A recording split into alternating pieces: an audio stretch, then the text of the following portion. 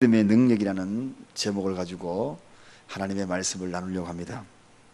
믿음은 대단한 능력이 있다. 그 믿음의 능력을 오늘 이 새벽을 통하여 저도 입고 여러분들도 입고 우리 모두가 다 믿음의 능력을 입는 이 새벽이 되십시다. 우리 옆 사람에게 한번 인사하십시다. 믿음의 능력을 입읍시다. 인사하십시다. 우리가 하나님의 능력과 은혜를 의심하면서 기도한다는 것만큼 어리석은 것이 없다. 그런 신앙은 올바른 신앙이 아니다. 우리는 먼저 참된 하나님과의 이 신뢰 관계를 잘 형성해야지. 이 신뢰라는 것은 의심이 없다는 것이거든요. 누군가 의심하면서 그 사람과 신뢰를 쌓기를 원한다는 것은 참으로 어리석은 일일 것입니다. 친구와 친구도 마찬가지고, 그리고 사람과 또 부부 사이에도 마찬가지입니다. 이 신뢰성이 없는데 그 신뢰성을 쌓지 아니하고 그 사람에 대해서 내가 어떤 것을 믿어준다는 것만큼 어리석은 것이 없을 겁니다. 그래서 우리는 이 믿음이 가지기 위해서는 이 신뢰성이 참 중요한, 하나님을 어떻게 신뢰하는가. 구세군 창설하신 그 부스 대장이 이런 이야기를 했지요. 모든 것이 다, 기도의 응답은 모든 것이 다 당신에게 달려있다. 하나님께 달려있는 게 아니라는 것입니다. 하나님은 원래 신실하신 분인데 내가 그 신뢰성을 깨뜨려 버렸기 때문에 그 기도의 응답을 받지 못한다.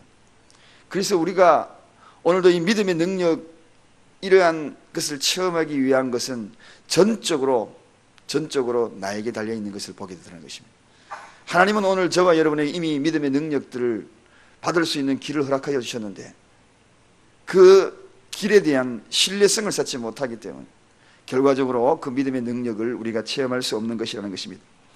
그래서 인도의 선교사 하이드라는 사람은 이런 이야기를 합니다. 기도할 때에 내 앞에 하나님이 계신 것처럼 늘 기도하라. 우리가 이러한 신뢰성은 바탕으로 하지 아니하면 하나님을 내 앞에 두고 기도한다는 것, 모시고 기도한다는 것, 그런 생각이 들어가지 않을 겁니다. 순간순간 모든 일을 처리할 때마다 하나님이 내 앞에 계시다, 그런 생각을 가지고 일을 처리한다면 신뢰성이 대단한 거죠.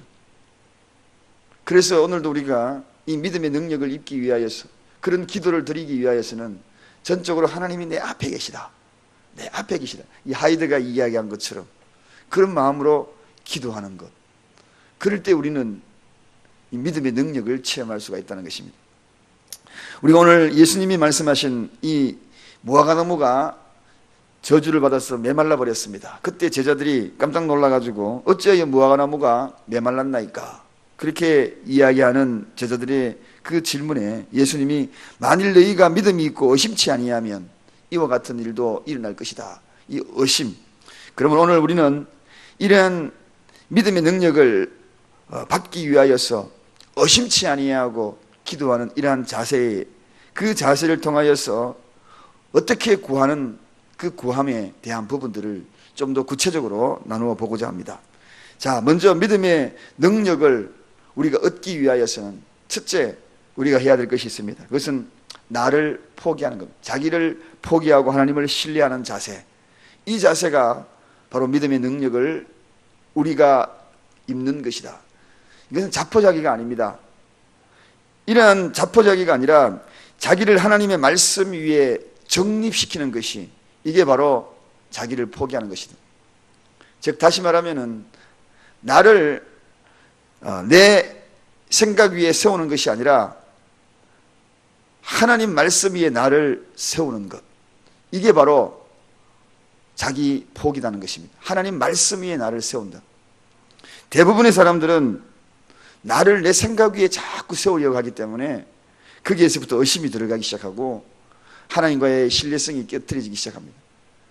그런데 오늘은 하나님 말씀 위에 나를 세운다는 것입니다. 이 말씀이 어떤 능력이 있습니까? 말씀이 임하여서 빛이 있으라 하니 빛이 있었다. 대단한 능력이죠. 그러므로 이 말씀의 능력이 그 위에 나를 정립시키는 것, 이게 뭔가 자기를 포기하는 거다라는 것입니다.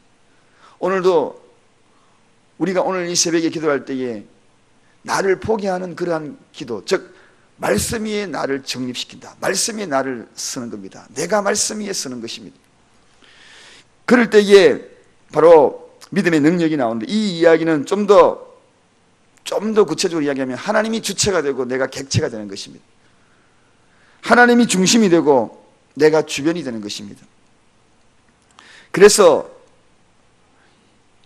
하나님이 중심이 되어서 중심축이 될 때에 내가 객체가 되어서 매달려가는 그러한 마음의 자세, 이게 바로 자기를 포기하는 것이다 하는 것입니다. 궁극적으로 자기를 포기한다는 것, 그러한 이야기는 갈라디아서 2장 20절에 소개합니다. 내가 그리스도와 함께 십자가에 못 박혔나니 그런즉 이제 내가 산 것이 아니라 오직 내 안에 있는 그리스도가 산 것이라, 그렇게 이야기합니다. 내가 십자가에 못 박혀서 이제는 내가 사는 것이 아니라 오직 그리스도가 사는 것이다. 이게 뭡니까? 자기를 포기하는 것이거든. 이게 뭡니까? 하나님을 전적으로 신뢰하는 것이다 하는 것입니다. 이 신뢰의 능력은 대단합니다. 이 신뢰의 능력이 있을 때에는 우리가 그분이 방패가 된다, 그 말 한마디에 강력한 의지력이 생겨나고 마음의 평안을 얻거든요. 지금 굉장한 위기를 당하고 있어요. 그럼에도 불구하고 하나님은 나의 방패요, 다윗이 그렇게 고백하잖아요. 그러면서 그 마음속에 한없는 평안이 밀려오거든요. 그분은 나의 산성이에요. 이 신뢰성이지. 말씀이 자기를 세우고 정립을 시킨 그때에 비록 지금 쫓기고 있고 위기를 당하고 있지만 그는 굉장한 평안을 느낍니다. 그것이 바로 믿음의 능력을 나타나게 하는 하나의 증거가 되고, 자기를 포기하고 그리고 하나님을 신뢰하는 그러한 곳에서 나오는 신앙 고백이 된다는 것입니다. 그러므로 믿음의 능력이 나온다, 한마디로 이것은 자기를 포기하고 하나님을 전적으로 신뢰하는 그러한 자세, 그것이 바로 믿음의 능력을 나타나게 한다는 것입니다. 두 번째는 의심의 장애물을 걷어내야 믿음의 능력을 나타낸다. 오늘 성경에 의심치 아니하고, 의심치 아니하고. 여러분, 왜 의심이 우리에게 밀려올까요? 그것은 다른 것이 아니라 합리적으로 생각하기 때문에 의심이 밀려옵니다. 그래서 믿음은 한마디로 비합리성입니다. 다른 말로 이야기하면 불합리적인 것을 믿는 것이 믿음이다. 투툴리안이라는 교부가 그런 이야기를 했어요. 불합리한 것을 믿는 것이 믿음이다. 도저히 생각할 수 없는 이야기죠. 이성은 항상 합리적인 것만 생각합니다. 합리적으로 생각하니까 우리에게 밀려오는 게 뭡니까? 의심이라는 거죠. 여러분, 우리가 그렇지 않습니까? 주님이 말씀하시기를 저 풍랑을 꾸짖으면서 풍랑이 어떻게 잔잔해질까? 우리는 이 합리적인 이성적인 생각을 합니다. 풍랑이 어떻게 잠잠해지느냐? 바람이 어떻게 잠잠해지느냐? 그건 이성적인 생각이지요. 도저히 합리적인 생각이지, 그 불합리적이고 비이성적인 생각이 아닙니다. 그런데 그 풍랑이 잠잠해질 것을 믿는 것이 믿음이거든요. 오늘 우리의 믿음이 합리적으로 생각할 때마다 의심적인 것밖에 들려오지 않습니다. 내 이성적으로 판단할 때는 의심 생각이 내 머릿속에 자리 잡을 겁니다. 그런데 그 뒤에 숨겨져 있는 비합리적인 것이 바로 믿음이라는 것 생각을 해야 합니다. 그것을 그렇게 생각할 때에 그 장애물이 걷어짐으로 말미암아 믿음의 능력이 나타난다는 겁니다. 다시 말하면은 이성은 인격의 한 부분입니다. 즉 다시 말하면은 인격이라고 이야기하면 한 부분을 바라보는 것이 이성입니다. 믿음이 뭐냐? 전 인격을 바라보는 것이 믿음입니다. 부분만 바라보면 그건 인격적으로 이성적으로만 생각할 수 있지만, 믿음이라는 것은 전 인격적으로 바라보는 것, 전 인격적으로 몰입하는 것, 그게 뭐냐? 믿음입니다. 그때 능력이 나타납니다.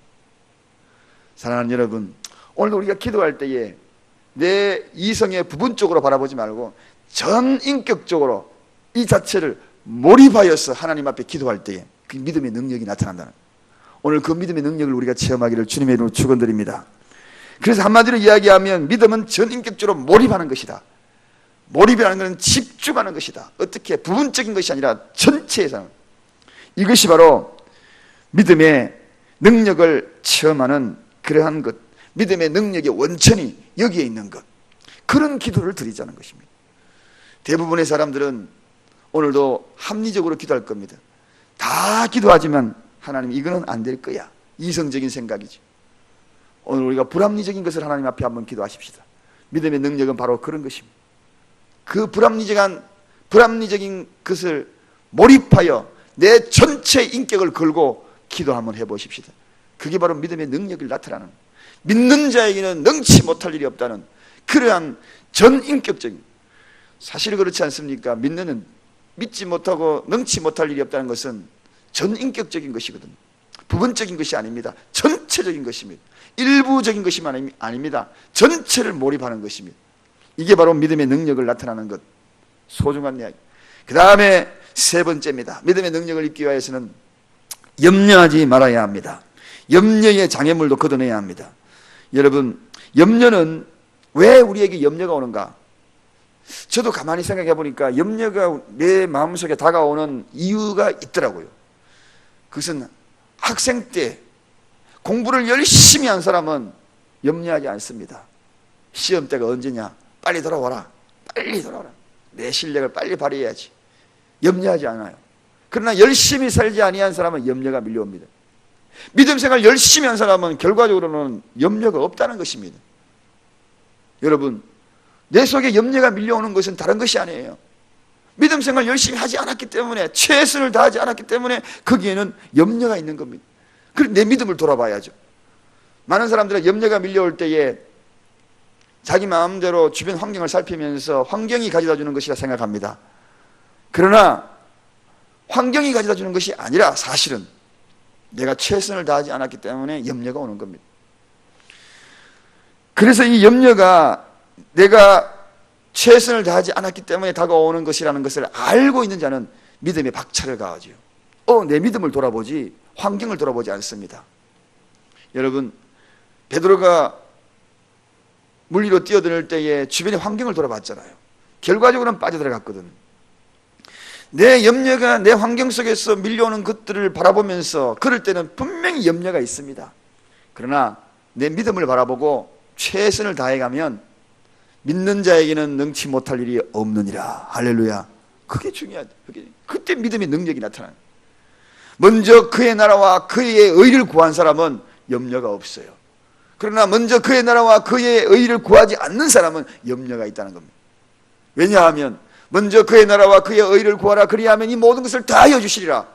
다하여 주신다는데 거기에는 마음의 평안이 있거든요. 염려가 사라지기 시작한다는 것입니다. 그러나 내가 뭔가 모르게 최선을 다하지 않았기 때문에 염려가 있는 거다. 저는 오늘 이 말씀을 통하여 틀림이 없는 것 같습니다. 제 인생을 돌아봐도 순간순간 염려했던 그 순간을 돌아보면 내 믿음이 참으로 연약했던, 그런데 기도도 열심히 하고 막 뜨겁게 찬양하고 하나님 앞에 엎드려서 그냥 불같은 그럴 때는 염려가 안 돼요. 염려가 안 돼요. 아이고 기도하면 되지. 까짓거 그거 뭐 염려, 믿는 자에게 능치 못할 일이 없다 그랬는데 이런 마음들이 확 들어오거든요. 여러분도 안 그렇습니까? 그렇지요. 결과적으로는 내 믿음이 문제였지 내 믿음이 최선을 다하지 못한 것이 문제였다는 것입니다. 여러분, 믿음의 능력이라는 바로 이런 것이다. 이럴 때에 염려하지 않는 것은 내 믿음의 최선을 다시 한번 돌아볼 때에 염려도 사라지고 믿음의 능력이 나타난다는 것.